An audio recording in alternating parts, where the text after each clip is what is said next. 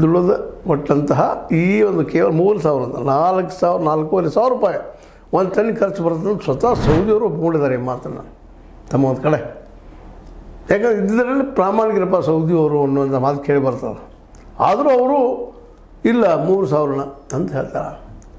ಒಮ್ಮೆನ ನಾವು ಎಲ್ಲರೂ ಏನಪ್ಪ ಅಂತಂದ್ರೆ 2,900 ಮಾಡಿದಾಗ ಏಕಾಏಕಿ ಡೌನ್ ಆಯಿತು ಶುಗರ್ ರೇಟ. ಉಳಿದಾಗೆಲ್ಲ 2,500 ಕೊಟ್ಟರು. ಆಡಿದಾಗ ನಾವು ಪೌಲ್ಟ್ರಿಗೆ 400 ಎಕ್ಸ್ಟ್ರಾ ಕೊಟ್ಟಿವಿ. ಅದೇ ಈಗ ಸಾಲ ನಮಗಂತೇಳಿ ಕ್ಲಿಯರೆನ್ಸ್ ಕೊಡ್ತಾ ಇದೆ. ಸ್ವತಂತ್ರವಾದ ಮೀಡಿಯಾಗೆ ಬೇಕಾಗಿರುವುದು ಸ್ವತಂತ್ರ ಧ್ವನಿ. ಆ ಸ್ವತಂತ್ರ ಧ್ವನಿ ಉಳಿಸಲು ನೀವು ಮಾಡಬೇಕಾದದ್ದು ಇಷ್ಟೇ. ಅದೇನಪ್ಪಾ ಅಂತಂತಂದ್ರೆ ನಿಮ್ಮ ಕೈಲಾದಷ್ಟು ಸಹಾಯ ಈ ಚಾನಲ್ಗೆ ಮಾಡಿ ಹಾಗೂ ನಿಮ್ಮ ಧ್ವನಿಯನ್ನು ಕಾಪಾಡಿಕೊಳ್ಳಿ. ತೂಕ ಹೊಡೆದ್ರೆ ನಿಮ್ಗೆ ಲಾಭ ಕೊಡ್ತಿದ್ದೀವಿ, ನಿಮ್ಮ ದುಡ್ಡು ಕೊಡ್ತಿದ್ದೀವಿ 3,000 ಅಂತ. ಅದು ಲಾಸ್ ಆಗಲ್ಲ ರೀ. 4,500 ಮೇಲ್ಪಟ್ಟು ಖರ್ಚು ನೇರ್ ಟು 5,000 ಖರ್ಚು ಹಾಕೋದು ಒಂದು ಟನ್ ಕಬ್ಬು ಬೆಳಿಬೇಕಾದ್ರೆ. ಇದು ಪ್ರತಿಯೊಬ್ಬ ರೈತರ ಅನುಭವ ಬಂತು. ಅವರು ರೈತರು ಇದನ್ನ ಬೆಳಿತೀನಿ ಅಂತಾರೆ. ಯಾಕೆ ನನಗೆ ತಿಳಿತಾ ಇಲ್ಲ.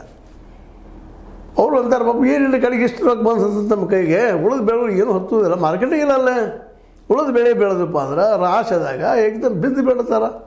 ಮತ್ತು ರೈತ ಉದ್ಧಾರ ಆಗುವ ಬೆಳೆ ಅಂದ್ರೆ ಹೆಂಗೆ? ಮತ್ತು ನಾವು ಆತ್ಮಹತ್ಯೆ ಮಾಡ್ಕೊಳ್ಳೋದು ಅಂದ್ರೆ ಸಾಲ ತೆಗೆದು ಸಾಲ ಮುಡ್ಸೋಕ್ಕಾಗಿಲ್ಲ. ಬ್ಯಾಂಕರ್ಸ್ ಬಂದು ರಿಕ್ ಹಾಕತ್ತಾರೆ.